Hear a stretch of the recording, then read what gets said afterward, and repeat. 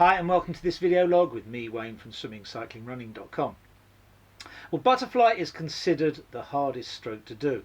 Not because it's the slowest, because breaststroke is actually the slowest, which means breaststroke is really the hardest to swim fast. But butterfly is difficult because it takes so much muscle energy to actually swim it for long distances. So a lot of people can swim it fast for short distances, but trying to maintain that speed over 100 and 200 meters, or even in a 400 IM, becomes quite difficult.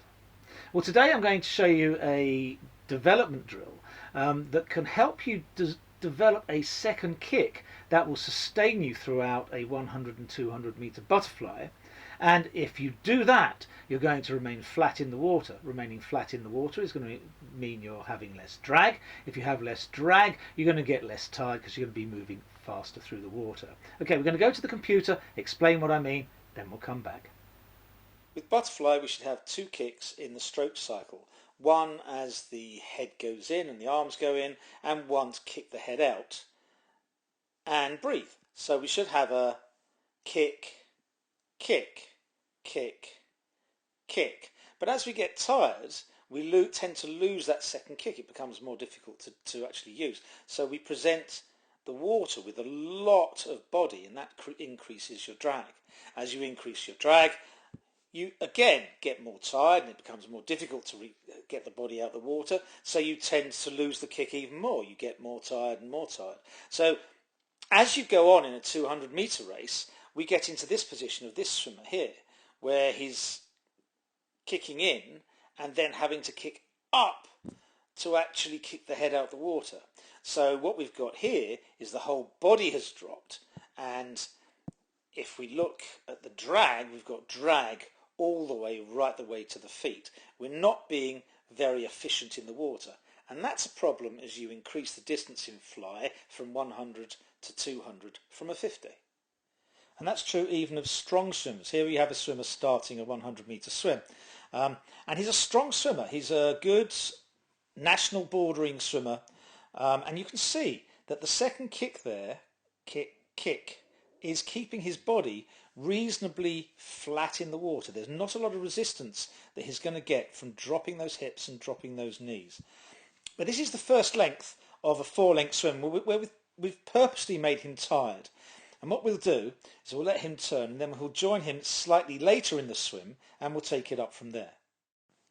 Now we're rejoining him on the 3rd length, and although we've still got a second kick, you can see that he's being more laboured.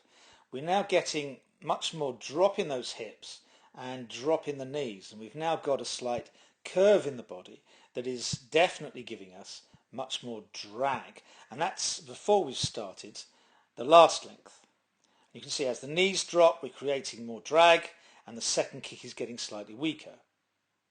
And here we come for the final turn. As I say, before this swim we actually made him tired specifically to see what was going to happen to his form as he tired. Now you can see here the second kick has virtually disappeared and the knees are definitely dropping.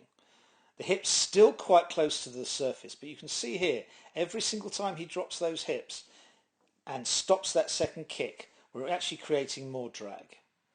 And you can see he's having to drag himself out the water. The legs actually becoming slightly uneven as well, which could get him disqualified in a race. And we've got to avoid this at all costs if we possibly can. So to perform fly progressively over longer and longer distances successfully, we need to develop a really good second kick. And here's a drill that can help you do it. We're going to get this girl to kick really hard butterfly for half a length, trying not to breathe. She's then going to go into her stroke and complete the length with that really strong kick. And you can see that's real push forward. She's staying fairly flat in the water. And that second kick is really doing its job. You can see there's very little drag on her body as she comes through because she's got such a powerful second kick. She's going to complete the length, then she's going to come back easy freestyle. And as you increase doing this drill, you'll develop a stronger and stronger fly kick, as you're going to see here from this girl. Now you can see she's really developed that kick. It's kicking strongly, and when she turns into her stroke, she's going to remain incredibly flat in the water.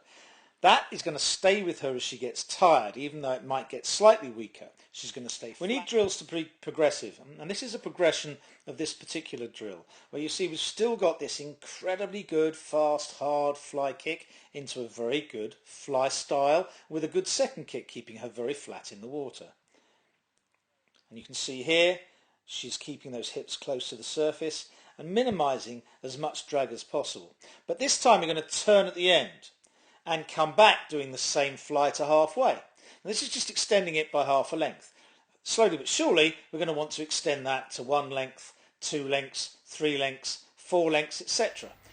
So you can see the second kick in butterfly is hugely important. If you don't have that second kick driving your head out, you actually have to sink the knees to get the head out, and that creates increased drag. That gives a circle of decline where the increased drag makes you more tired, therefore your knees go deeper to get your head out of the water, and you go slower and slower and slower. You often see that in splits in a 200-meter butterfly, where the first 100 meters is quite fast and the second is dramatically slower.